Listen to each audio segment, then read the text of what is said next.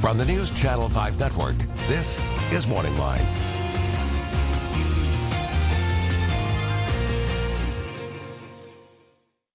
Good morning, everyone. Thanks for joining us on MorningLine. I'm Nick Barris. It is Monday. Hope you had a good weekend as always. And kicking off the work week here on The Plus with a great show. We're going to talk about your animals, pets, and if not your animals, maybe your neighbors, or maybe you're just an animal lover but you don't own one yourself. But you can call in and ask questions or comments of our guest this morning as we talk to a veterinarian about care of cats, dogs, birds, whatever type of animal you may have. That's Allison Fields. Good morning to you. Good morning. How are you? Good. It's nice to see you. It's good to see you. Been keeping busy?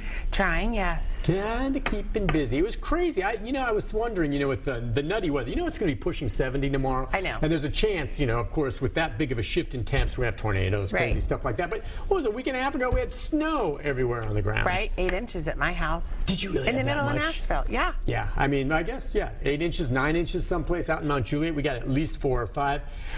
Was there any issue, and it did get awful cold, with any dogs? Did you have any pets or anything come in that weekend? Frostbite, I don't know, dogs that were left out?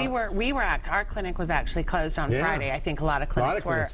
We were closed on Saturday as well. It was safety for our staff to get to work. And so we had a few people who went in and took care of the animals that were there, but we were not open for stuff. So no, I didn't see any of that. Okay, well, that's good. That doesn't mean it didn't happen. I would suspect there were dogs out. I had a call that night of the snowstorm from, I'm on Facebook, NC5_Nick Barris, not a call, a posting saying we're in Portland and there is a dog that's been out chained in this mess, with what she sent me a picture and everything, and police, weren't doing anything. Right.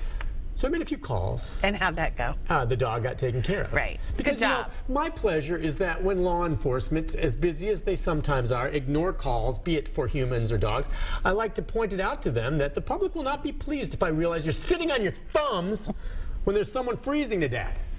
They took care of it. I don't know if it was that or animal control, but I don't have a high level of tolerance for that kind of crap. Right. And I don't mind putting it out there for all to make the opinion, should they have responded. And if they don't, then they can feel the ire of the public and maybe not get reelected. Right. Or the city manager could come down hard on them. But I understand they did respond. So kudos to the law enforcement in Portland for doing the right thing. They did a nice job. But other places, we hear that all the time. That's why you see stuff like this, report it, right? Yes. Is there anything else nowadays? Again, we're finally making our way towards spring. And what's your take? What are you seeing right now? We're actually seeing a really big flea outbreak in a lot of homes. Well, it's not already. Well, I guess it's because we didn't have that harsh of a winter up until recently. So we never really the fleas didn't get killed. Okay. And we had enough warm days. Wasn't in December, it was like in the 60s. And so we had enough warm days that fleas outside are hatching, and people have slacked off on their flea control because, it's winter. Just because the calendar says it's winter doesn't mean it's winter. Right. And so I've seen quite a few animals in the past couple of weeks that are covered in fleas. Okay, so that means take note, if you weren't doing flea treatment because it's the winter time and you think it's not a problem, get on it. Yeah. Or they're going to end up in your house or something like that. Yeah, and that's typically what's happening now is that, we had fleas on our animals and we quit using our flea control, and they went outside, picked up a flea or two, came back in the house where our heat is on. So the flea eggs think it's springtime, and so they're hatching out left and right. Right. So it's very common to see flea outbreaks in homes in January and February because that's typically when our heat is turned on the most. Right. So just be aware of that. Yeah, and that's a mess when you get them in your house because then they bite around your ankles and all that kind of stuff.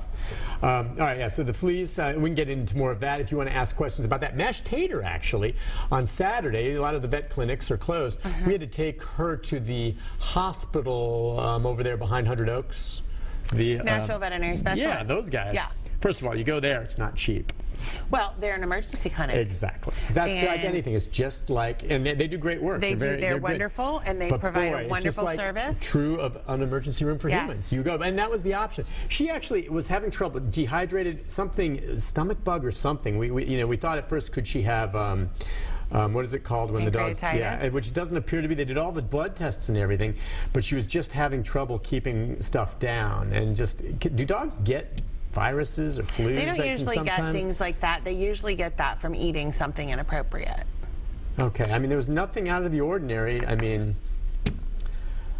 she still started feeling better yesterday, but the runs, that's always pleasant. Do you have medicine for that? Well, they at that point said, let's see how it goes for a day or two, and we'll take her back to our vet today to have her checked. I think this morning we will. Because it kind of wears her down. And she was eating some, but it's almost like she knows, like at one point yesterday I gave her some of her food, and she started nudging it away with her paw, because it was like, I think she was hungry, but she didn't want to eat it because she knows it goes right through her. Right. Smart dog. Yeah. Dang. All right. So, but it could be pancreatitis. It could be a lot of things. Well, it's hard to say without having seen your dog or her labs. Rick says there's a dog flu virus spreading across the United States right now. And ask Rick what it causes. What are the symptoms? Because it's not vomiting and diarrhea. Oh, what are the symptoms? Well, I would ask Rick. Rick, what are the symptoms? Oh, he's checking right now. Yeah, he's reading it off the internet. Excellent, because Dr. Google is so flippin' smart. He's all over it. He will get... People, look, if you're gonna dispense information, I see on Facebook all the time, oh, that my dog's sick, and there's hundreds of people trying to tell them what's wrong with their dog because their dog had a symptom similar to that last year. Well, vomiting, let's just talk about vomiting, is a symptom of a plethora of diseases. And so there's no right answer, and there's no way that anybody can diagnose that, including a veterinarian, over Facebook, the internet, or the phone. So if your dog is sick, you need to take it to a vet so that they can look at your dog and listen to your dog and run some diagnostics and figure out which of the 4,700 different things could be causing the problem, and then address it. So, Dr. Google is never a good thing to do until you have a diagnosis. Now, Google can be very helpful if I told you mashed tater has Cushing's disease. Great. We now know a disease process. Let's go look it up and see all about this disease. But be a person and put in, what is a headache a sign of? The next thing you know, you're going to have brain cancer. I know. Listen. So let's not do that. I learned not to do that for myself. Right. You get symptoms and you punch it in, and then you always start thinking the worst. Don't diagnose yourself. No, and don't diagnose your pet. They did do blood scan on her at the hospital, and that was the first thing they did, and then they had to observe. And the blood all came back normal. Good. So that's good. So it may be something else, and gastrointestinal. We call it garbagitis or dietary indiscretion. Which it could be, yeah. And I don't know. At some point, we'll take her back today. They can give, depending on what it is. And do you ever give, or would you ever prescribe Pepto-Bismol or something for a dog? No. The newer Pepto, we used to a lot years ago. Human Pepto? Yes, but now I think there's aspirin in it, and depending on the size of your dog and what's wrong with your dog, that could not be good. So no, I don't recommend. But there's other Pepto. similar items. That, we have some great medications, which I'm sure they probably gave her an injection. They may have, probably an anti-nausea medication, which made her feel better and not nauseous. And so we have very, very good anti-nausea drugs that we use for pets that are safe. And you can give dogs IVs if they're dehydrated, like anything else, right? Because if she wasn't drinking or would not do that, that may be something they'll look at. Well, it goes around. Diet, it's something she ate. But you know me, I'm such a stickler for feeding my animals. You're such a liar. I'm sure that when you went to NVS, you told them exactly that you feed them all of these table foods, or no? Did you actually say, no, I feed her? Did you admit that you feed her everything? As a matter of fact, they didn't ask. Did you tell them? Full disclosure, do you think I would hide information like that from my veterinarian? Yes.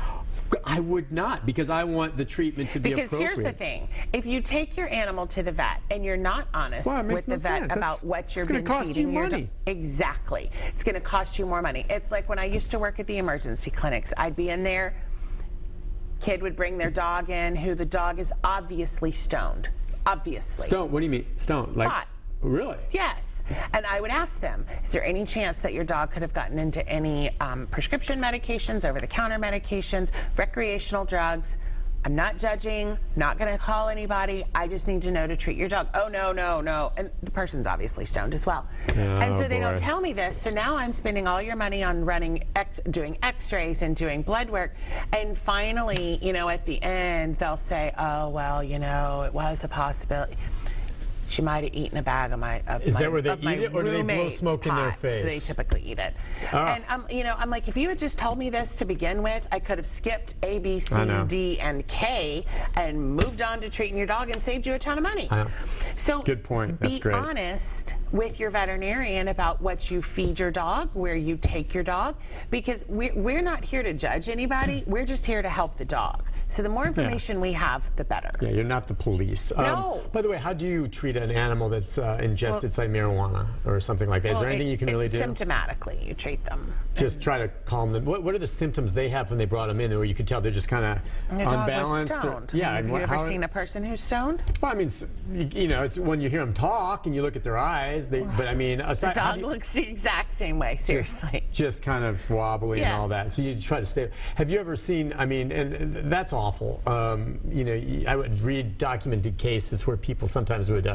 You know, dose their dogs with, you know, more serious drugs, which is just horrible. I mean, have you ever seen anything like that, where someone's brought a dog in with LSD? Not that I'm or something aware like of. that. I don't think I'd want to see that. That'd be awful. You don't do that to anyone. No. Give anyone something they don't know, some kind of drug. Yes. All right, listen, we'll take a break on that note. If you're on hold, stay there. The number's 737-7587. If you want to jump in, questions or comments for her, Allison Fields. She will do her best to answer them for you about your pets. We'll take a break. We'll be back with more right after this.